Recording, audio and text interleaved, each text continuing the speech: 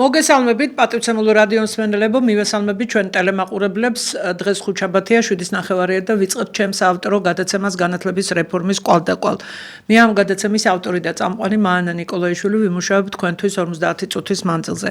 დღევანდელი ჩვენი გადაცემის თემა არის ახალი სტანდარტი და ქართული სწავლება. ისევ ვაგრძელებ გადაცემათა ციკლს სტანდარტების განხილვას, რომელიც არის ახალი სტანდარტები. რა თქმა უნდა, შევეხებით ამჟამად მოქმედსაც და ამჟამად რა მდგომარეობა ქართული სწავლების მხრივ. დღევანდელი ჩვენი გადაცემის სტუმარი ბრძანდება ქალბატონი ლია კუხიანიძე, ფილოლოგიის მეცნიერებათა დოქტორი, მენტორი მასწავლებელი ქუთაისის ფიზიკა-მათემატიკური სკოლის, ზოგად საგანმანათლებლო სკოლის, ანდრია რაზმაძის სახელობის. მოგესალმებით ქალბატონო ლია. გამარჯობათ ქალბატონო მანანა, გამარჯობა. დიდი ხანია უკვე ჩვენთან თქვენ ხართ სტუდიაშიც ნამყოფი და ასევე ჩართვებითაც და გეპატიჟებით აქ ჩვენთან სტუდიაში მე იმდენად დიდ პატივს გცემთ თქვენ და იმდენად სწორად და მაღალ პროფესიულ დონეზე მსჯელობთ სკოლათმცოდნეობის ყველა საკითხზე რომ მე სიამოვნებს რომ ყოველ გადაცემაში რომ იყოთ ჩემთან ერთად დიდი სიამოვნებით მივიღებდი ამ გამოწვევას. დიახ, როგორც თქვით, გადაცემათა ციკლი დავიწყეთ ჩვენ ახალი სტანდარტების განხილვასთან დაკავშირებით, ვინაიდან ამაზე მნიშვნელოვანი რამ განათლების სისტემაში არ შეიძლება რომ იყოს, იმიტომ რომ სტანდარტი განსაზღვრავს ყველაფერს. აქედან გამომდინარე პროგრამასაც, შემდეგ ახალი სახელმძღვანელოების შინაარსსაც, რა უნდა ვისწავლოთ, როდის უნდა ვისწავლოთ, რატომ უნდა ვისწავლოთ და რა დოზით უნდა ვისწავლოთ და რამდენი საათი უნდა იყოს და რაღაც. ქართულთან დაკავშირებით ამ სეზონზე მე ძალიან ბევრი გადაცემა მქონდა და ძალიან სწორადაც მოვიქეცი და მთელი რიგი ძვრები მოყვა ამას. რა თქმა უნდა, ჩემი გადაცემის სტუმრები, ღვაწმოსილი ადამიანები ბოლო შემაჯამებელ გადაცემაში მე აუცილებლად ყველას დავასახელებ და დიდ მადლობას გადავუხდი პერსონალურად. იმიტომ რომ ქალბატონ ლია დიდი ძვრები მოყვა ამას. თქვენ იცით რომ უმაღლეს სკოლაში ქართული ენის და ლიტერატურის სწავლება შემოიღეს ბაკალავრიატის საფეხურზე. ეს არის ძალიან წინგადადგმული ნაბიჯი, მაგრამ მე ვთქვი სხვა გადაცემებშიც და ახლაც დღესაც იგივეს გავიმეორებ, რომ კარგია უნივერსიტეტში საათების დამატება, მაგრამ მთავარია ქართულ ენასა და ლიტერატურაში უნდა მშობლიურ ენასა და ლიტერატურაში უნდა გაიზარდოს საათების რაოდენობა პირველი კლასიდან დაწყებული მე-12 კლასის ჩათვლით. განსაკუთრებით საათები უნდა გაიზარდოს დაწყებით სკოლაში და იმ დაწყებით სკოლაში 6 კლასია და განსაკუთრებით პირველ მე-4 კლასში.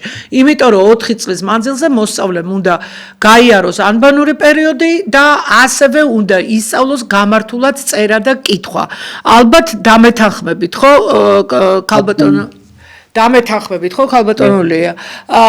და სახელმწიფომ კი გამოცდები უნდა მოუწყოს ზუსტად მე-4 კლასელებს, ანუ ესეთი ტრადიციული ფორმით გამოცდა კი არა, აი რაც არის ის ნორმატივები ჩასაბარებელი, დროში რომ იზომება, რამდენი სიტყვა წაიკითხა, რამდენი წინადადება თუ რაღაც, აი ეს მეთოდიკა ჩემზე კარგად იცის თვითონ ქართულმა ფილოლოგებმა და სახელმწიფომ ამ მეთოდიკით უნდა ჩაიბაროს. ბავშვი, რომელიც გამართულად ვერ კითხულობს და მარცვალ კითხულობს, აი მარცვალ კითხვის დონეზე რჩება ის მე-12 კლასამდე, მე-12 კლასშიც და შემდეგ უნივერსიტეტშიც. ხოლო უნივერსიტეტში საათების დამატება ეფექტს არ მოგცემს თუ სკოლაში და კონკრეტულად დაწყების კლასებში ბავშვმა წერა კითხვა არ ისწავლა. მოდით ახლა მეტ დროს აღარ წავიღებ ამ შესავალი სიტყვით და გადავიდეთ იმდენად ძვირფასი, იმდენად ჭკვიანი და იმდენად კარგი რესპონდენტი ყავს. ქალბატონო ლია, რა სიტყვით ქართული სტანდარტის შესახებ რომელიც გავრცელდა სამინისტროს მხრიდან სკოლებში სასწავლო წლის ბოლოს. და ისინი ჩვენგან ითხოვდნენ შენიშვნებს. კიდევ ერთხელ მოგესალმებით ქალბატონო მანანა, მივესალმები თქვენ მაყურებელს, მსმენელს და ყველა იმ ადამიანს, რომელიც ძალიან არის დაინტერესებული აღნიშნული საკითხით და ნურავის ეგონება, რომ ეს მხოლოდ ადამიანთა ვიწრო წრისთვის არის ეცდება ეს საკითხი, იმიტომ რომ საბედნიეროდ ჯერ კიდევ საქართველოში არ მეგულება ოჯახი, რომელსაც მოსწავლე არ ყავდეს, არ ქონდეს ურთიერთობა სკოლასთან და ყველა აღნიშნული საკითხი, რომელზეც თქვენ მსჯელობთ, რა თქმა უნდა, ყველა ქართველისთვის ძალიან მნიშვნელოვანი რამ გახლავთ. ჯერ მადლობა მინდა გითხრათ იმ კარგი სიტყვებისთვის, რაც ასე ვთქვათ, ქათინაურისთვის დიდი მადლობა მინდა გითხრათ და უნდა გითხრათ, რომ ყველა იმ საკითხზე, რომელზეც ჩვენ ამ გადაცემაში მოგვიწევს საუბარი, თუ არ დავიწყე იმის თქმით, რომ მხოლოდ ცალ-ცალკე წერტილოვანი დარტყმებით რაღაც სიახლეები განათლების სისტემაში არ იქნება საკმარისი, მაშინ რა თქმა უნდა სათქმელი სრულად ვერ ითქმება. ანუ მხედველობაში მაქვს ის, რომ ეს ეგრეთ წოდებული შემიძლია თავს მივცე უფლება და უკვე ასე ვთქვა და დიდი ხანია ამას ასე აღნიშნავ, ეგრეთ წოდებული რეფორმა, რომელმაც კაცმა არ იცის, ან რა შედეგია, ან ანალიზი ვინ გააკეთა, ან რას მივაღწიეთ, ან რა გამოვასწორეთ. ამიტომ ეს არის რაღაც პერმანენტული რაღაც, რომელიც კიდევ ერთხელ ვამბობ, აქ რამდენი წელია არანაირი ანალიზი ამის შესახებ არ დადებულა. აქედან მე ვაკეთებ იმ დასკვნას და დიდი ხანია უკვე, რომ ყველაფერი, რაც დღეს იწოდება საგანმანათლებლო სისტემად, სასურველია, ადრე თუ გვიან, როცა მოვა გუნდი, რომელიც ყველაფერში იქნება გარკვეული, ყველა მინუსი, ყველა პლუსი, ყველა სამომავლო პერსპექტივა იქნება გათვლილი, ის აუცილებლად მივა იმ დასკვნამდე, რომ ფაქტობრივად ყველაფერი რაც არის, ის არის დასანგრევი. და ამით იმის თქმა მინდა, რომ ყველაფერი არის დასაწყები თავიდან. აი, როდესაც მაგალითად ადამიანები მოდურიც კი გახდა და ხშირად გაიგონებთ ფინური სკოლის მოდელი, იმის მოდელი, ამის მოდელი და რა მხოლოდ პოლიტიკური ნება, გაბედულება და პროფესიონალიზმი პატიოსნებასთან ერთად უნდა იმაც, რომ შეიქმნას სრულიად ახალი ქართული საგანმანათლებლო სისტემის მოდელი, რომელიც მორგებული იქნება ქართულ სკოლაზე, ქართულ ეთნოფსიქოლოგიაზე, ქვეყნის საჭიროებაზე, რომელიც რა თქმა უნდა გაითვალისწინებს ყველა იმ წარმატებული ქვეყნის სკოლის წარმატებულ მოდელს, რომელიც გაიარა უკვე სხვამ და რომლისგანაც ჩვენ შეიძლება გადმოვიტანოთ ის კარგი რაცეთ ავაშენებთ ახალ სკოლას. შეიძლება ვინმეს ეგონოს, რომ რაღაცა ფანტაზიის მას განეკუთვნება ეს ჩემი ნათქვამი, მაგრამ არაფერი ამაში საფანტაზიო არ არის. უკვე იმდენად მწვავედ არის სკოლის საკითხი, რომ გვინდა არ გვინდა, აუცილებლად დაიწყებენ ადამიანები ფიქრს მართლა რეფორმაზე, მართლა ისეთ მყინველ რეფორმაზე თან, იმიტომ რომ ასეთი ძირფესვიანი რეფორმა, რა თქმა უნდა, არ შეიძლება ზედაპირულად გაკეთდეს და რაღაც ესე იგი შემთხვევიდან შემთხვევამდე. ქალბატონო ლია, ესე იგი, ქალბატონო ლია, თქვენ გააკეთეთ ახლა კი მშვიდად და წყნარად კი საუბრობთ, მაგრამ სენსაციური განცხადება გააკეთეთ თქვენ. ანუ ამდენი წელია ჩვენთან ეს ხელისუფლება 12 წელია ქართული ოცნების. მანამდე სააკაშვილის ხელისუფლება 9 წელი იყო.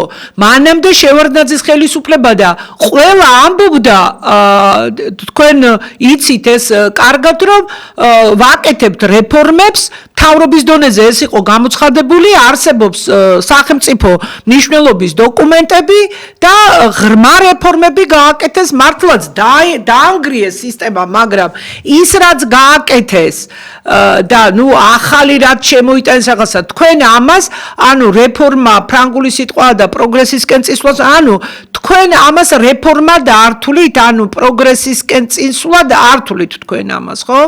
არა, ეს არ არის ჩემი ინდივიდუალური აზრი, ეს არის მასწავლებლის აზრი, მე ხომ ჩემი თანამოაზრეებიც მყავს. მე ხომ ეს ჩემი ახირება ხომ არ არის, რომ ადამიანებმა იშრომეს ამ რეფორმაზე, იყო უამრავი თანხა ჩადებული, ჩატარდა, რა ვიცი, ახლა აღარ მივუბრუნდები რა ჩატარდა, რა იყო, მასწავლებლებს რა ტანჯვის ფასად დაუწათ, ის იმდენი ტრენინგი იყო, გამოცდა იყო თუ რაც იყო. მაგრამ ეს ხომ არ არის მხოლოდ ჩემი ასე ვთქვათ სუბიექტური აზრი და შეხედულება. აგერ საერთაშორისო კვლევებში ძალიან სამწუხაროა, როცა ამის თქმა მიწევს, მაგრამ აბა ვნახოთ ქართველი მოსწავლეები კრიტიკული აზროვნება იქნება თუ აღარაც ვამბობ საბუნებისმეტყველო საგნების სწავლებაზე რომელ ადგილზე არიან. და მე ვკითხულობ ახლა თუ თავის მოწონება არის ის რომ რეფორმა კარგად მიმდინარეობდა და ამდენი mentori ყავს, ამდენი უფროსი მასწავლებელი ყავს და ასე შემდეგ და ასე შემდეგ. სად არიან მაშინ ამდენი კარგი მასწავლებლის მოსწავლეები, რომლებმაც თავისი ის კვალი ვერ დაატყვეს საერთო პროცესს, საერთო მოვლენას, რომ იმ საერთაშორისო კვლევებში რამდენიმე ადგილით მაინც წინ წავსულიყო. იცით რა არის? კაბატონოლია, ეს სქემა შეეხეთ ახლა თქვენ და ეს სქემა არის მასწავლებლის გამომფიტავი, გამოფიტეს მასწავლებელი და მოსწავლე, მე ვეთანხმები მინისტრს, ყოფილ მინისტრს ბატიაშვილს, რომელმაც თქვა, რომ მოსწავლე და მასწავლებელი ერთმანეთს დააცილაო. და ეს სქემა არაეფექტურია, ეს სქემა ჩიხშია შესული და მე დიდი ხანია მოუწოდებ ხელისუფლებას, რომ ეს სქემა გააოქმოს და თან ამავე დროს დიდი კორუფციული ხვრელებით არის დატვირთული ამ სქემის კანონმდებლობა. ამიტომ ჩვენ ყველაფერი უნდა გავამარტივოთ, არაფრის ახლის გამოგონება არ უნდა, ეს სხვა სალაპარაკო თემაა და მე მილაპარაკია, როგორ უნდა გარდაიქმნას ეს სქემა, მაგრამ თქვენ ხო დამეთანხმებით, რომ დიდი ენერგია და დრო წაიღო მასწავლებლების ამ სქემამ. რა თქმა უნდა, როგორ არ დაგეთანხმებით, მაგრამ საქმე რაშია იცით ქალბატონო მანანა, ჩვენ ძალიან შეიძლება 30-40 წელი ვიღაცისთვის ან რაღაცისთვის უფრო სწორად იყოს ცოტა დრო, მაგრამ ადამიანებისთვის ეს არც ისე ცოტა დრო არის, ხო? ამ 40 წლის განმავლობაში რამდენი თაობა მოვიდა და წავიდა სკოლიდან. იმისი დრო, რომ კიდე ამდენი წელი გავჩერდეთ, კიდე რაღაცები ვითომ შევაფასოთ, ამისი დრო არ არის, იმიტომ რომ ქვეყანას აქვს ძალიან ბევრი სერიოზული გამოწვევა და თუ ქვეყანას არ აქვს მყარი თავისი ქართული სკოლა, ქართული საგანმანათლებლო სისტემა, აბა მითხარით სხვა პრობლემებს რითი ეშველება, როგორ ეშველება, გვინდა არ გვინდა ყველაფერი მაინც დადის სკოლამდე და ყველაფერი ამოდის სკოლიდან. იცით რა, მე მივხვდი, მე დაგისვით თქვენ ქართული სტანდარტთან დაკავშირებით კითხვა, მაგრამ თქვენ სხვა ჯერ არ მიპასუხეთ და სხვა მიმართულებით წაიყვანეთ რეფორმა, არა ერთი წამით რეფორმირებასთან დაკავშირებით. მაშინ მოდით ეს თემა ამოვწუროთ და შემდეგ დაუბრუნდეთ ქართული სტანდარტს. იცით, მე მაინტერესებს, თქვენ ხართ საინტერესოდ მოაზროვნე, წერთ კიდევაც თქვენი წიგნები გაქვთ გამოცემული და ის. აი იცით რა მაინტერესებს? თქვენი ხედვა მაინტერესებს, მართლა თავისუფლად მოაზროვნე ადამიანის და პედაგოგის ხედვა მაინტერესებს, ჩვენი განათლების სისტემა და მართლობა, ანუ მართლობაში ვგულისხმობ.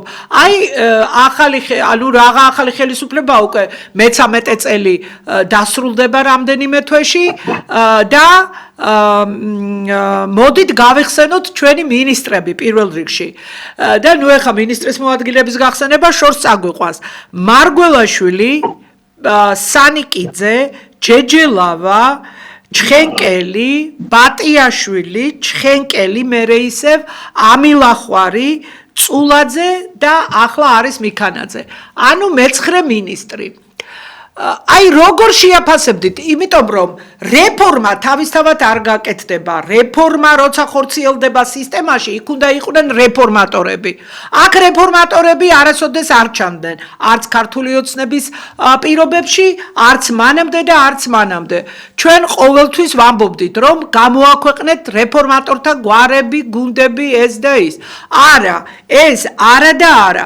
ამას თავისი მიზეზები აქვს, იმიტომ რომ გარედან თავს მოხვეული იყო ყველაფერი და დაბეჭდილი მოდის, მე ჩემი თვალით მაქვს ნანახი და ინგლისური ენიდან თარგმნიან, მოდის რეკომენდაციები, მოდის დირექტივები, მოდის მუშტის პოლიტიკა განათლებაში, ეხლა არავინ არ შემომედაოს ამაზე, მე თვითონ პირველი პირებისგან ვიცი, რომ ყველაფერი მოდის და სულ დაწვრილებით მომიყვა მაშინ დელმა პრეზიდენტა ედუარდ შევარდნაძემ, როგორც ექსპერტს, როცა მქონდა მასთან ასე ვთქვათ შეხვედრები და ისინი არ არიან არც მინისტრების დანიშვნაში, ასე ვთქვათ თავისუფლები კანდიდატურების შერჩევაში და ასე შემდეგ.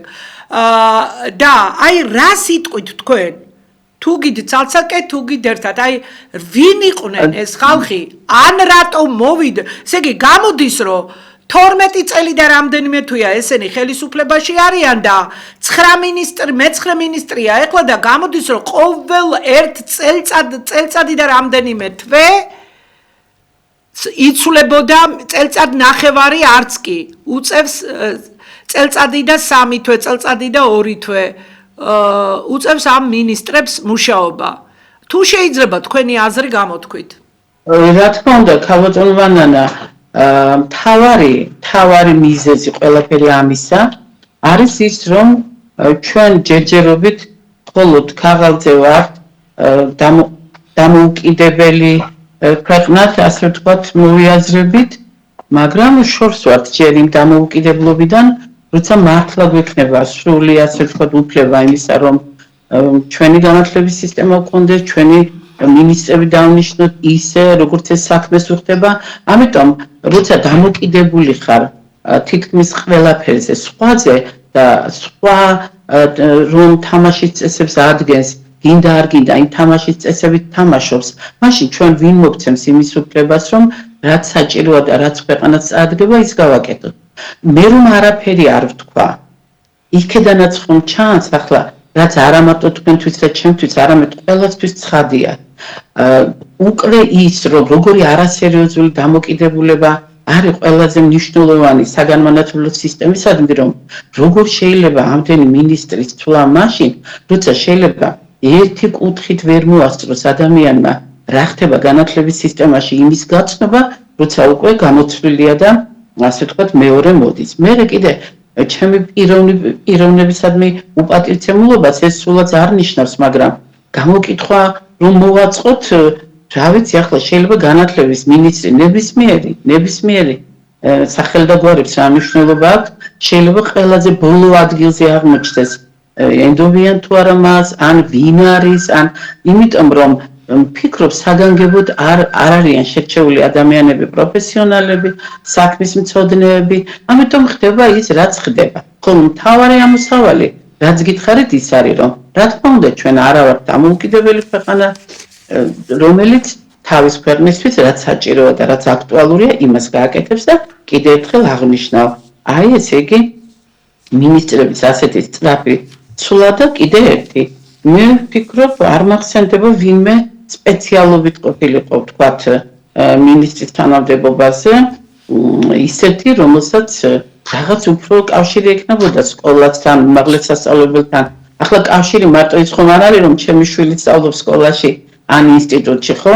და ვფიქრობ, ესეც არის არასერიოზული დამოკიდებულება ამ საკითხისადმი და მე ვიღებთ იმას, რასაც ვიღებთ.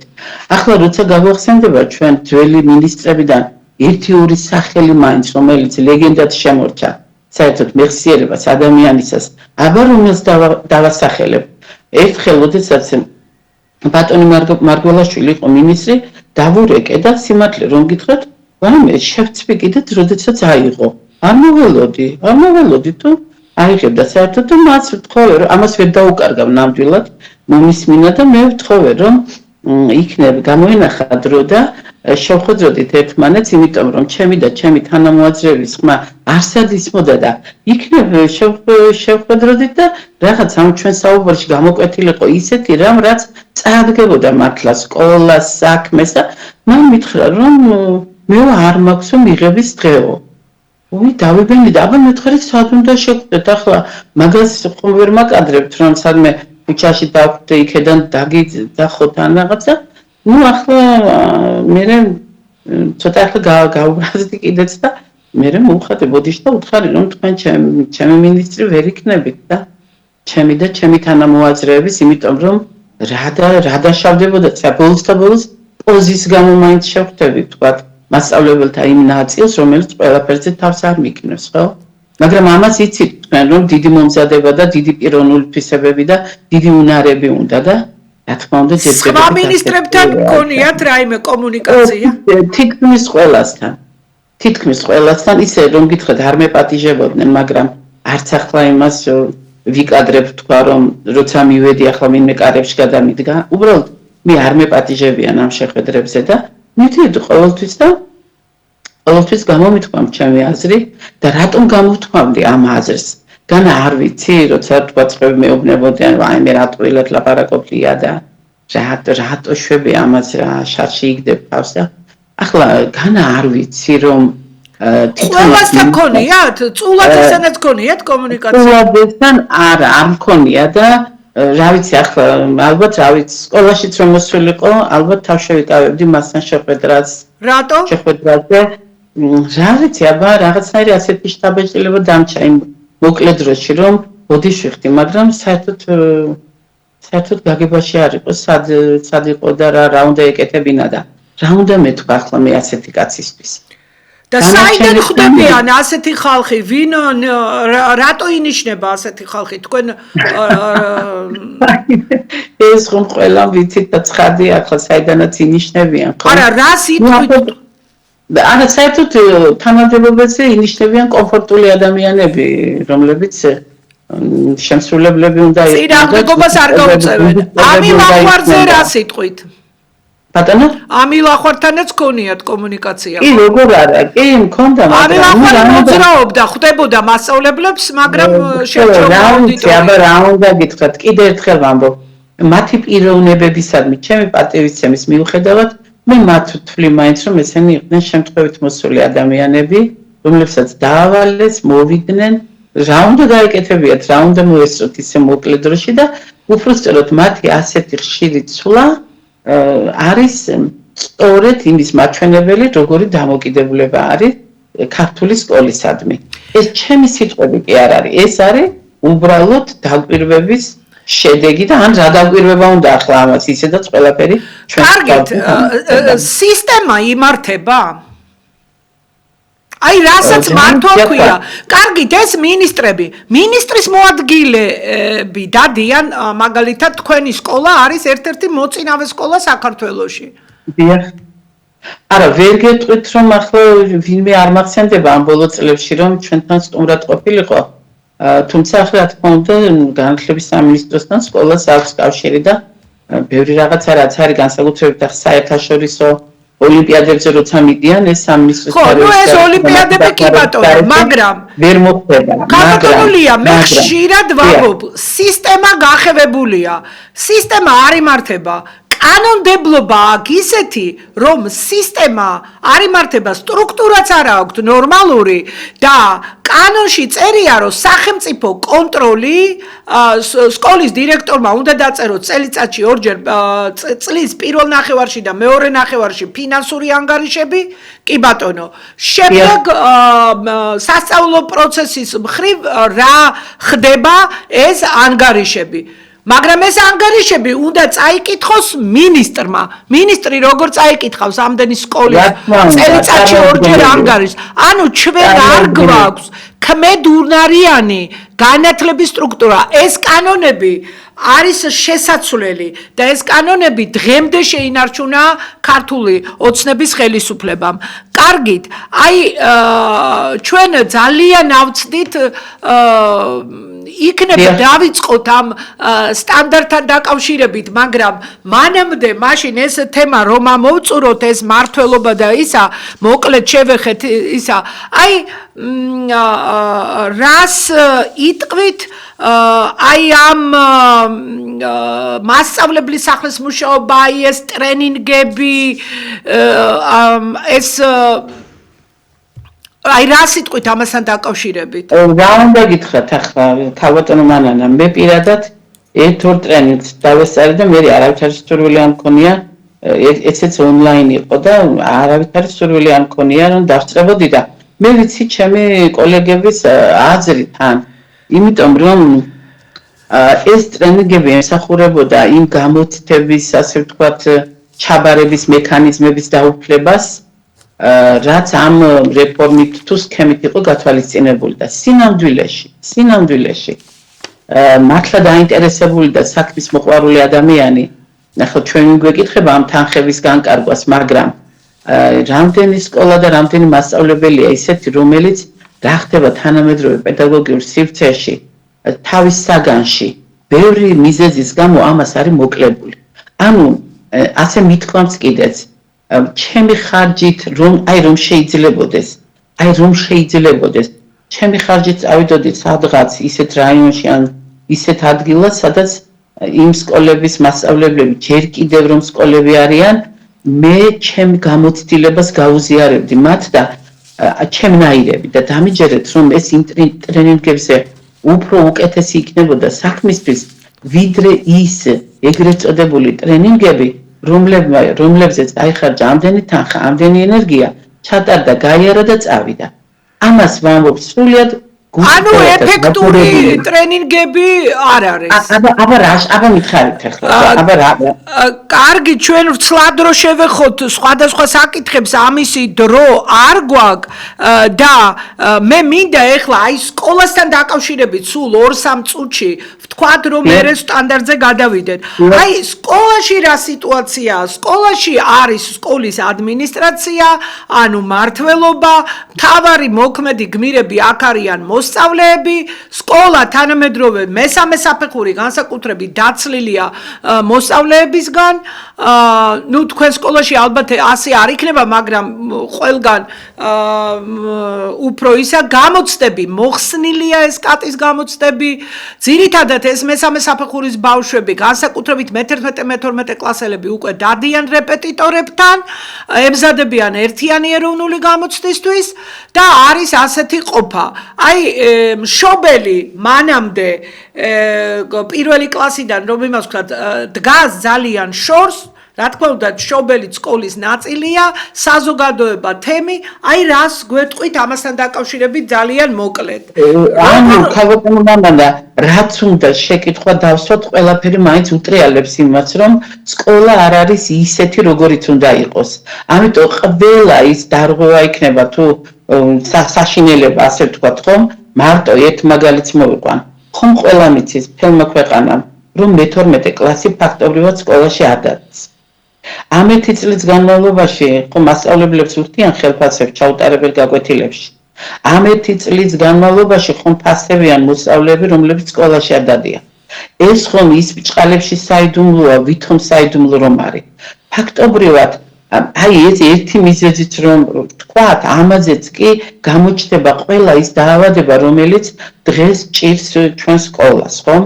მაგრამ სამწუხაროდ თავი და თავი მაინც ის არის, რომ ჩვენ დამოუკიდებლობა არა გვაქვს იმ დოზით, იმ ხარისხით, რომ აი ჩვენ სკოლას ჩვენ ასე ვთქვათ, უექიმოთ, გავასწოროთ, გავაკეთოთ და ყველაფერი არის დამოკიდებული იმ სკოლების, ასე ვთქვათ, ხელმძღვანელობაზე და იმ ენთუზიასტ მასწავლებლებზე, რომლებიც ჯერ კიდევ პროფესიონალიზმით და პატრიოტიზმით აკეთებენ თავიანთ საქმეს.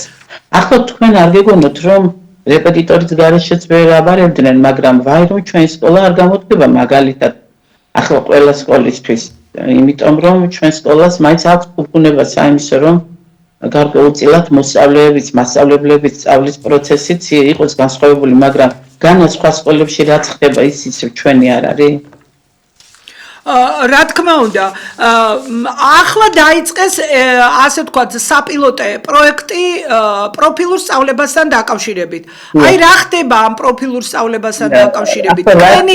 თქვენი აზრი ძალიან მოკლედ გითხარით პროფილურ სწავლებასთან დაკავშირებით. პროფილურ სწავლებასთან დაკავშირებით იმას გეტყვით, რომ მიუხედავად იმისა, ჩვენ სკოლას არ აურჩევია, ვერ ავირჩევდით ჩვენ, იმიტომ რომ ჩვენ სპეციალური თქვენ თვითონ პროფილურ ხართ? არა, მე მაინტერესებს თქვენი პირადი აზრი პროფილურ სწავლებაზე. ესეც არის რაღაც ძველის გადამღერება და თან არახარისხიანი გადამღერება. იმიტომ რომ იმდენად ბუნდოვანებაა რა, რისთვის არის ეს? ვინასწავლის ამ ხალხს? მე ამ ხალხმა რა უნდა გააკეთოს? ანუ იმდენი პასუხგაუცემელი შეკითხვა არის, რომ იმ პრობლემებს, რომლითაც ისედაც სავსეა სკოლა, კიდე დაემატა ერთი, რომელსაც მე ვფიქრობ, რომ არ იქნება ის სიცოცხლის უნარიანი და არ იქნება ის ეფექტური. ახლა ასეთ რომ თქვა, ვაიმე ნეტავ ვცდებოდე, ნამდვილად ვიცი რომ არ ვცდები. ანუ პროფილურ სწავლებასთან დაკავშირებით თქვენ გაქვთ ასეთი აზრი. მე ვიტოვებ უფლებას, რომ დიახ სკეპტიკურად. კარგით, მე გკითხეთ თქვენ და მაინტერესებს ეს ძალიან მნიშვნელოვანი საკითხია, კატის გამოცდები რომ მოიხსნა. როგორ უყურებთ თქვენ ამას? კარგი, შეიძლება კატის პროგრამა შეიძლება არ ჩაატარო გამოცდა, მაგრამ საერთოდ გამოცდები ხომ უნდა იყოს კლასიდან კლასში გადასაყვანი ან გამოსაშვები გამოცდები. რა თქმა უნდა, ქალბატონო მანანა, ჩვენ სკოლაში რომ გამოცდები გავაუქმოთ ახლა ჩვენ წელიწადში რამდენჯერმე ვატარებთ. შეიძლება იდეალურად ვერ ვატარებთ და იდეალურად ახლა არ გამოვიდით ისე როგორც გვინდა, მაგრამ ჩვენ სკოლაში რომ გამოცდები გავუქმდეს, ეს იქნება სკოლის დაანგრევის წინაპირო. გადავიტანოთ ახლა ეს უფრო ფართო მასშტაბით, ხო? ესე იგი, რახან გამოცდები გააუქმეს, პასუხისმგებლობისგანაც გავათავისუფლეთ ჩვენ სკოლაც, მოსწავლეც და ნახეთ რა წამოიწია წინ. ვაიმე, ბავშვები არ დაისტრესონ. ბავშვები ნერვიულობენ და უკვე ბავშვებად იწოდებიან 30 გადაცილებული ახალგაზრდებიც კი, რომლებსაც უპასუხისმგებლობა ეპატიებათ უკვე ბევრ რაღაცაში და რაც ქვია და დასწრეს რომ აბა რა უნდა ვქნათ? აბა ის გამოცდები ჯობია ის რა ქვია, რომელიც ეროვნული გამოცდების ეგიდით ტარდება და უკვე იმდენად დაწეულია ბარიერი განსაკუთრებით მხედველობაში მოხ საბუნებისმეტყველოსაგნები უკვე სირცხვილი აღარც კი იცი რა უნდა თქვა ამ ბარიერით შერჩეული სტუდენტი ხვალინდელ საქართველოს როგორ წაადგება, განა ეს ცხადი არ არის? რესპუბლიკური ადრე ტარდებოდა რესპუბლიკური საქალაქო სარაიონო სასკოლო წერები, თქვენ სკოლაში სასკოლო წერები ჩატარდება, მაგრამ სხვა სკოლებში სარაიონო საქალაქო რესპუბლიკური, რომელსაც ტარდებოდა განათლების სამინისტროს ეგიდით. არც ესენი არ ტარდება. არა, იმიტომ რომ აგერ რამდენიმე წლის წინ გააუქმეს ჩვენი მოსწავლეები რომ არ მონაწილეობდნენ თქვა საერთაშორისო ოლიმპიადებზე, ძალიან ბევრი რამ დააკლდებოდათ ძალიან ბევრი, მაგრამ რაც იყო და ტარდებოდა თვითონ ჩვენ ქვეყანაში, ისიც აღარ ტარდება. იცით რა არის?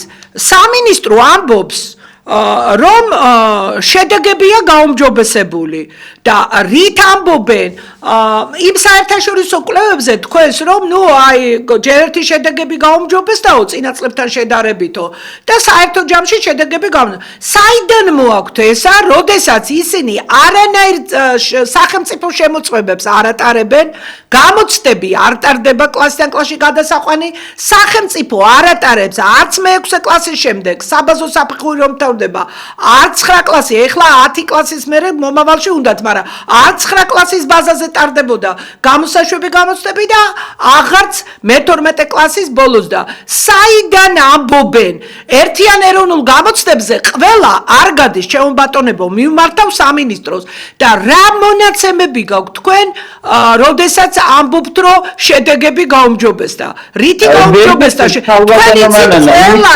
ცნობილი მასწავლებელი მეუბნება ქალბატონო ლია რომ მშობლები და ბავშვები ითხოვენ მხოლოდ 10-ს და 9-ს ამ უკონტროლობამ წარმოშვა ის და ზეწოლა ისეთ პრინციპულ მასწავლებლებზე რომლებიც ასე ადვილად და არცოდნაში არ წერენ ნიშნებს. ახლა რა არის იცით ქალბატონო მანანა, ბოლოს და ისეთ აბსურდამდე მივედით რომ ზოგიერთი სკოლა მაგალითად იმდენ მედალოსანს უშვებს ერთ წელიწადში, რამდენსაც ჩვენი სკოლა 5 წელიწადში. წარმოგიდგენიათ ახლა მე რა ვთქვი, ესე იგი ზოგი სკოლა ერთ წელიწადში უშვებს თავისი სკოლიდან იმდენ მედალოსანს, რამდენსაც ჩვენი სკოლა უშვებს რამდენიმე წელიწადში. ანუ ყველაზე მცირე რიცხოვანი მედალოსნები გვყავს ჩვენ. კარგით. ისა უკვე მოდად და ესე იგი მედალი, რომელიც ფაქტობრივად, ნუ არ ვიცი ახლა ეს ცალკე თემაა კიდე, რა არის და რაც ემსახურება ეს მედალი და ნიშნებზე გართულებები გეთანხმებით ყველაფერში, რასაც ამბობთ, მაგრამ ყველაზე კარგი შეფასება იმისა, თუ რა ხდება სკოლის შემდეგ, ეს არის სკოლაში მოსული სტაჟიორები. ეს არის ცალკე საკითხი კიდე. სტაჟიორები, რომელთანაც შეხვედრა უმრავლეს შემთხვევაში. ეს არის სახე იმისა, რა კეთდება სკოლიდან ან ჯერ სკოლაში რა კეთდება და მე როგორ ისწავლის სკოლიდან თუ არაფერი მიაქვს უნივერსიტეტში რაიმეს და აი შეგეშინდებათ ზოგჯერ რომ თან ახლა ციბრალულის გზნობაც გიჩნდება ამ ახალგაზრდების მიმართ, მაგრამ ამათ რანაირად შეიძლება ან გაკვეთილი ჩაატარონ, ან მოსწავლეებთან საერთო ენა გამონახონ, ნუ არ ვიცი. ანუ თქვენ ამბობთ, რომ ცოდნის მხრივ დაბალი დონეა? ძალიან. ეს 1000-ში ერთხელ გამოანათებს ვინმე, 1000-ში ერთხელ. და აგერ საბუნებისმეტყველოზე რომ წუხვა ძალიან მე ფილოლოგი, მაგრამ ჩვენი სკოლიდან გამომდინარე ფიზიკის მასწავლებელს ვეძებთ რამდენი წელია ვინმე ახალგაზრდა ებს და უკვე ისეთი შიმშილია ამ სფეროში დაწყებული, რომ წარმომიდგენია 1-5 წელიწადში რა იქნება. კი, ჭირს ძალიან ფიზიკა, მათემატიკა, საბუნებისმეტყველო საგნების ნამდვილი სპეციალისტები. ქალბატონია, ეგ ვინ გააკეთა? აი ამ სამინისტრომ, მასწავლებლის სახმა, გამოცდების ეროვნულმა ცენტრმა ფიზიკის ჯგუფი, ჯერთი როგორ შეიძლება რა ცენტრი შეიქმნა, არ გამოცვლილა ესენი, მაშინ როდესაც ყველა ქვეყანაში ცვლიან ყოველ წელიწადს უნდა შეიცვალოს ტესტების შემდგენლები. არ შეიძლება ერთი და იგივე ადამიანები ადგენდნენ ტესტებს. მაგისტრი მასწავლებლები გაყარეს ფიზიკაში, ქიმიაში და ყველა საგანში და მერე კონსერვის სპეციალისტები მომიტევონ, გაბრაზდნენ ერთხელ და სოციალურ ქსელებში იყო ერთი ამბავი ჩემი განხილვა, რომ რას გვიწუნებთო კონსერვის ტექნოლოგებსო და აგრონომებსო. მე არც ერთ პროფესიას არ ვახები ცუდად, მაგრამ ტექნოლოგი მე მესმის თავის საქმეზე და აგრონომი მინდორში და არა გაკვეთილზე. აი ეს გააკეთა ყველაფერი. პროფესიონალური მასწავლებლები წავიდნენ და მერე კანონში 71-72 მუხლის საფუძველზე ნებისმიერი დარგის ბაკალავრები შემოყარეს სრული ამ სიტყვის მნიშვნელობით სკოლებში და არის განუკითხაობა. მოდი ჩვენ დავრჩება სტანდარტზე, ვერაფერს ვერ ვიტყვით ქართული სწავლებაზე. 12 წუთი დაგვრჩა. რას იტყვით თქვენ აი ახალ სტანდარტთან ისა? რა მოგწონთ, რა არ მოგწონთ, როგორ შეიძლება რომ დაალაგდეს თუ კარგად არის ყველაფერი თუ რა? ქალბატონო მანანა, ესე იგი ვერანაირი სტანდარტის შეცვლა ვერ უშველის უკვე იმ კრიტიკულ მდგომარეობას, რაც ქვეყანაში არის სახელმწიფო ენის მიმართებასთან დაკავშირებით. ქართულ ენას დღეს ძალიან უჭირს. შეიძლება მე ასეთი არ მახსოვს, წარმოუდგენელი რამ ხდება, წარმოუდგენელი. ამას თქვენთან ეთერში ხმამაღლა ვამბობ თუ არა, ამ თემებზე და უფრო მწვავედ თითქმის ყოველდღე გვაქვს საუბარი კოლეგებთან და როგორ შეიძლება ეს მასწავლებელი კი არა, უბრალო არამასწავლებელი ქართველიც ხდება ამას, რომ ასე გაგრძელება, არ შეიძლება და რაზე მაქვს ახლა ლაპარაკი. ქართული ენის, სახელმწიფო ენის შეურაცხყოფა, ასე ვთქვათ. 24 საათი ტელევიზიების ეთერებიდან, ქუჩებში წარწერებიდან. არა, ეგენი მაინტერესებს მე, მაგრამ ჩვენ გვაინტერესებს უფრო მძიმე საკითხები. ბავშვებს უჭირთ კითხვა შესავალში ვთქვით, უჭირს ის მეტყველებაც, მაგრამ ლექსიკური მარაგი აქვთ ძალიან შემცირებული. და რატომ იცით ქალბატონო მანანა? იმიტომ რომ სოციოკულტურული გარემო როგორიცაა, მოსწავლე და ბავშვი არის იმის პროდუქტი. სოციოკულტურული გარემო არის სწორედ ისეთი, რითაც ლაპარაკი დავიწყე. ანუ მოსწავლემ შეიძლება გითხრას, როცა გაუსწორებ ფორმას, ვაიმე, მასწავლებელ, აბა ტელევიზორში ასე ამბობენ და ახლა აბა ტელევიზორში ასე ამბობენ, ესე იგი ტელევიზია ეს არის რაღაც, რომ ანუ იმის თქმა მინდა, რომ რამხელა ძალა აქვს თვითონ მედიებს, ხო? რამხელა ძალა აქვთ კარგიც და ცუდიც რა ამ შემთხვევაში მხოლოდ ცუდი თქვენ კიდე არ იცით რა მდგომარეობაშია დღეს მოსწავლე ქართულ ენასთან დაკავშირებით უკვე მოსწავლეთა დიდი ნაწილი მშობლიურ ენასავით ლაპარაკობს ინგლისურად აზროვნებს ინგლისურად მარტო კი არ ლაპარაკობს აზროვნებს და ამას შენ ატყობ როცა ის ქართულად ლაპარაკს დაიწყებს შენ ატყობ ჯერ თავში ინგლისურად იბადება და მერე ესე იგი ითარგმნება და ისეთ უცნაური სიტყვათა შეთანხმებებს ისეთ უცნაურ წინადადებებს მოისმენ რომ რა ვიცი თან ჩვენ გამოგვჭე ერთი უმთავრესი რა რამდენი წელია ქვეყანაში მასწავლებლები აღარ მზადდება და აი თქვენ რომ თქვით რომ მკერავეთ უნდა იყოს ქვეყანაში და დურგალიც და კონსერვის სპეციალისტიც და ყველა მაგრამ პური მეპური უნდა გამოაცხოს და განა ყველა მეპური მართლა ისეთი მეპურია პურს რომ აცხობს პროფესიონალი მასწავლებლის მომზადებას რამდენი ამბავი ჭირდება და 60 კრედიტიანი და რაღაცა გაქცევით მომზადებული პროგრამით რომ მასწავლებელი შევა სკოლაში ის როგორი მასწავლებელი იქნება ახლა ერთი რამ მინდა კიდევ თქვა ქალბატონო მანანა აუჩემებიათ და დაუჟინიათ ცუდი ახალგაზრდები და ცუდი თაობა და არაფერი ცუდი და არა თაობა იცვლება თაობა სხვანაირია რა თქმა უნდა ეს ყოველ 5 წელიწადში შესამჩნევია უბრალოდ შენ რა რესურსი გაქვს ისეთი რომ შენ მოსწავლისთვის იყო ავტორიტეტი რა რესურსი გაქვს ამას რა სწავლა განათლებით ხარ ასე შეიარაღებული რომ შენ მოსწავლეს უკვე უნდა უსწრებდე ყველაფერში და ვინ ზრდის ასეთ მასწავლებლებს სად არიან ასეთი მასწავლებლები აქან მთავარი ძაღლის თავი დამარხული და რომელ სტანდარტზეა ლაპარაკი როცა არ ისმის შეკითხვა ვინ ასწავლის ჩვენ შვილებს ვინ მოვა ხვალ სკოლებში ჩვენი შვილების მასწავლებლად ისინი რომელთა ნაწილს თავისუფლების გამოხატვად მიაჩნია ის რომ რატომ უნდა ავდგე მასწავლებლის შემოსვლაზე ფეხზე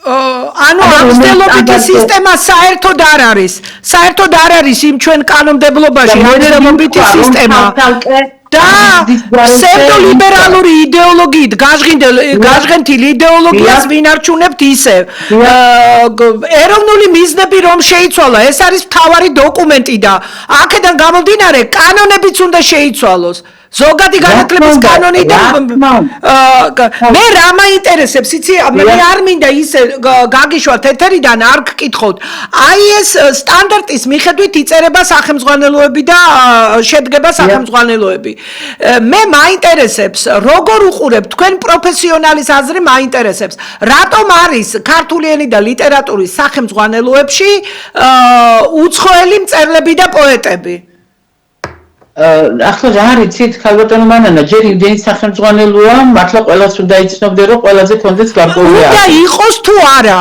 თუ ეს ცალკე უნდა ისწავლებოდეს მაგალითად დასავლეთის ლიტერატურა ან რაღაცა საზღვარგარეთის ქვეყნების თუ აი როგორ უყურებთ თქვენ ამ პროცესს საერთოდ ისევ უყურებ რომ კარგ პარალელს რაჯობია კარგ პარალელს თუ ქართულთან ერთად კიდეც რომ არ ეწეროს გონიერი მასწავლებელი ისედაც აუცილებლად მოუყვება პარალელს ანუ კარგით ბევრი კითხვა დამრჩა და ისე მოკლე პასუხები მითხარ აი ერთი ამბავი შეიქმნა და ჩვენ გამოქვეყნდა კიდევაც რომ ქართველი მწერლები და პოეტები ჩვენი კლასიკოსები ამოიღეს ზოგიერთი ნაწარმოებები როგორ უყურებთ თქვენ ამას ამართლებთ ამ ამოღებას თუ როგორ ვამართლებთ ქალბატონო მანანა ერთი ჩემი კოლეგა რამდენიმე წლის წინ წერდა რომ საერთოდ შევცვალოთ პროგრამა იმიტომ რომ ისეთი ნაწარმოებები და სავსე რომელიც სტრესს იწვევს მოსწავლეშიო და რა ვიცი ახლა საქართველოს ისტორიის მცოდნემ იცის რომ რომელი ნაწარმოები შეიძლება ახლა შევიტანოთ ისეთ სუხასიათზე ვიყოთ რა თქმა უნდა არ არის ეს სწორი შეიძლება რაღაც შევცვალოთ რაღაც ამოვიღოთ მაგრამ ისეთი მნიშვნელოვანი ნაწარმოებების ამოღება რომლებიც ამოიღეს და თან კაციშვილმა არ იცის ვისი ინიციატივით ამოიღეს რატომ ამოიღეს რა თქმა უნდა საზოგადოება მე ძალიან მწვავედ აღიქვა და რა თქმა უნდა მე ვარ იმათ ჯგუფში რომელიც არ იწონებს ამას როგორ შეიძლება რომელ კლასებში ისწავლება გრამატიკა ცალკე გრამატიკა კი ისწავლება ისე ცალკე არის გრამატიკის სახელმძღვანელოები მაგრამ უნდა გითხრათ რომ მასწავლებელთა დიდი ნაწილი არაოფიციალურად ისევ აგრძელებს არა, ჩხენკელის მინისტრობის დროს დაემატა გრამატიკის საათი რომელიღაც კლასებში. ეს არის მე მგონი დაწყებითი მეხუთე მეექვსე თუ რომელ კლასებში ისწავლება გრამატიკა? მეექვსე კლასში არის ცალკე, კი ბატონო, არის ცალკე, არის კიდე მერვე კლასში თვითონ სახელმძღვანელოშია. არა, ეგ სახელმძღვანელოში რო არის, არა, ცალკე საათი დაემატა. მეექვსე კლასში არის ცალკე, მაგრამ ეს საკმარისია? არა, საკმარისი არ არის, მაგრამ უნდა გითხრათ ქალბატონ მანანა, რომ ყველაფერი მაინც არის მასწავლებელზე დამოკიდებული. კარგი, და ლიტერატურის და გრამატიკის, აი 4 წუთი დაგვრჩა და მოკლე პასუხი. ლიტერატურის და გრამატიკის გაერთიანებას, როცა გაერთიანებს, თქვენ როგორ უყურებთ? დადებითად თუ არა, დადებითად არ ვუყურებ, რა თქმა უნდა. გასაგები, ანუ ცალ-ცალკე უნდა იყოს. რამდენი საათი უნდა იყოს საბაზო, ესე იგი, მე-7, მერვე, მე-9, მე-10 კლასებში და მე-11, მე-12 კლასებში ისა ქართული ენა და ლიტერატურა. რამდენი საათი თქვენი აზრით? 5-ით, ანუ ყოველდღია ქართული ენა და ლიტერატურა, რა თქმა უნდა და ახლა მე მაინც ჩემი სკოლიდან საკმარისია? სკოლებში, მაგრამ ჩვენ სკოლაში უბრალოდ მეტი საშუალება არ იქნება, იმიტომ რომ არა, თქვენ სკოლაზე კი არა. საკმარისია ეს საათები? ახლა კიდე ერთხელ ვამბობ, საათებზე უფრო მეტად საჭირო არის მასწავლებლებზე და მათ განათლებაზე ზრუნვა და ახლა ქართული არა, მარტო ეს არ არის საკმარისი პირობა, წიგნიერება, როგორც ასეთი მინიმალურ დონეზეა დასული მოსწავლეებში. საერთოდ არ კითხულობენ ქართულ ენაზე. კი ბატონო, მასწავლებელს რომ კლასგარეში ლიტერატურას არ კითხულობენ.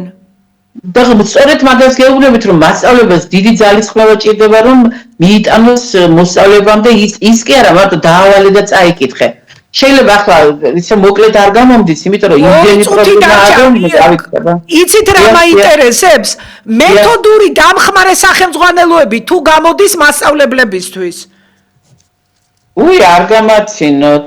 თუ არის სადმე და მე არ მინახავს, ვერ გეტყვითა, საუკუნეა მე ასეთი რაიმე არ ვიცი. ანუ არ არის. იმიტომ რომ სამინისტროს არ აქვს ისეთი პროგრამა, რომ მასწავლებელთა მოწინავე გამოცდილება, ნაშრომები და ისინი დაიბეჭდოს. ნუ რაღაცა ელექტრონული გვერდის მცდელობა ქონდა მასწავლებლის სახს, არსებობს მასწავლებელი ჟურნალი, რაღაცა. ეს არ არის ჩემო ძვირფასებო საკმარისი. აუცილებლად უნდა გამოიცეს ეს ან ელექტრონული წიგნების სახით და ქაღალდზეც უნდა დაიბეჭდოს და უნდა მიეწოდოს სკოლებს. და კარგი, მე მაინც მაინტერესებს ახალ სტანდარტში რა ნაწარმოებებია მოქცეული, აი ეს ყბად აღებული რომ ამოიღეს, ეს ამოღებული ნაწარმოებები დამატებულია? ქართველი კლასიკოსები სრულყოფილადაა წარმოდგენილი ახალი სტანდარტი? სრულყოფილად როგორ გითხრათ, ბევრი რაიმეს თქმა შეიძლება თანამედროვე საერთოდ თითქმის არაფერი არ არის გათვალისწინებული. იმიტომ რომ ხომ არ მართლა და მართლა ხომ არ უნდა დავამთავროთ. მე იცით რას ვკითხულობ, ქალბატონო ლია, ამ ახალი სტანდარტით მოსწავლე მიიღებს სრულყოფილ განათლებას ქართულში, ანუ თავისუფლად წერა, კითხვა, გააზრება, წაკითხulis და იმის შეიძლება იდეალურ შემთხვევაში, რომელიც რა თქმა უნდა განუხორციელებელია, წერა-კითხვით მცოდნე მოსწავლე უნდა გამოვიდეს, მაგრამ იდეალურ შემთხვევაში და იმ პირობებში რაშიც ვართ, ეს რა თქმა უნდა გაჭირდა. ერთიანი ეროვნული გამოცდების ფორმატზე 4 წამი დაგვრჩა, ძალიან მოკლედ ამოიწურა უკვე დრო. ამოწურა უკვე ამ ფორმით, ამ ეგრეთ წოდებულმა ეროვნულმა, მაინც ვერ გავიგე რატომ ქვია ეროვნული გამოცდებმა თავისი თავი და დროა ახლა იფიქრონ იმაზე, რომ ეს გამოცდები ნამდვილად შესაძლებელია, ფორმატით შესაძლებელია და რაღაცა ისეთ სერიოზული უნდა დადონ, რომ კი არ შეაშინებს მოსწავლეებს, რომლებმაც არ იციან რომელ წელს დაიწყება ეს გამოცდები და როგორ იქნებიან იმ წინ მომზადებული, არამედ ძირფესვიანად უნდა მოხდეს შეცვლა იმისი, რაც არის. იმიტომ რომ კიდე ერთხელ ვამბობ, რამდენიმე წელია ამ გამოცემმა უკვე თავისთავად ამოწურა. და ჩვენი დრო ამოიწურა, მაგრამ 1-2 სიტყვით გითხარით, რა უნდა გაკეთდეს, რომ ქართულში ეს არ არის რიგითი საგანი, რომ თავისუფლად იმეთყელონ და წერონ და იაზროვნონ ბავშვებმა. ეს უნდა იყოს ქალბატონო მანანა, მოკლედ თუ გინდათ, უნდა იყოს უმაღლესი სახელმწიფოებრივი მიდგომა, მთელი თავისი პროგრამებით, მთელი თავისი განწყობით და ყველაფრით. დანარჩენი გამორიცხულია, ჩვენ რაიმე შედეგი მივიღოთ. თუნდაც მასწავლებელთა ნახევარი, ვინც ახლა მასწავლებლობს, ის რომ სწორ გზაზე არის. ხოლო და სტანდარტიც რომ კარგი იყოს, სტანდარტიც რომ კარგი იყოს, მაინც ვერ გამოსწორდება სახელმწიფოებრივი მიდგომა. სხვა შემთხვევაში არაფრის მომტანია ეს ყველაფერი. ანუ თქვენ გულისხმობთ, რომ უნდა გატარდეს ძირითადად რეფორმები, ღრმა რეფორმები. თან ძალიან კაცრად და ძალიან გაწერილია. ბოლო გადაცემა მაქვს შემდეგ ხუჩაბას და კიდევ გეპატიჟებით ქალბატონია ერთად დავხუროთ სეზონი. ძალიან სასიამოვნო იყო თქვენთან საუბარი. არაფრის შეცვლა შეგვიძლია, მაგრამ არა, იმედი იმისა, რომ რაღაც აუცილებლად უნდა მოხდეს, ადრე თუ გვიან ამას აუცილებლად მივხვდები. ხო, აი ეს რომ გაგვთ კიდევ ეს იმედი, მე ძალიან გაგვყიდა. ახლა საერთოდ მე ოპტიმისტი გახლავარ, თორემ სანამ ეგრეთ წოდებულ ნეოკოლონიალურ მდგომარეობას ვერ გავცდენილვართ, რა თქმა უნდა, როგორ შეიძლება მანამ ილუზია მქონდეს, რომ ხვალ ყველაფერი გამოსწორდა. კარგი, დღევანდელი ჩვენი გადაცემის სტუმარი ბრძანდებოდა ქალბატონი ლია კუხიანიძე, ფილოლოგიის მეცნიერებათა დოქტორი, მენტორი, მასწავლებელი ქუთაისის ფიზიკა-მათემატიკური სკოლის ანდრია რაზმაძის სახელობის. გადაცემის თემა იყო ახალი სტანდარტი და ქართულის სწავლება, მოგეხსენებათ, ქართულის ახალ სტანდარტზე იყო საუბარი და მედიაკავშირი ობიექტივის ღია ეთერში მიმდინარეობდა ჩემი საავტორო გადაცემა განათლების რეფორმის კვალდაკვალ. მე ამ გადაცემის ავტორი და წამყვანი მანა ნიკოლაიშვილი მუშაობდით თქვენთვის 50 წუთის მანძილზე. ამ გადაცემას გაიმეორებენ შაბათს 5:09. გვიყურეთ, გვისმინეთ და გააზიარეთ. ნახვამდის.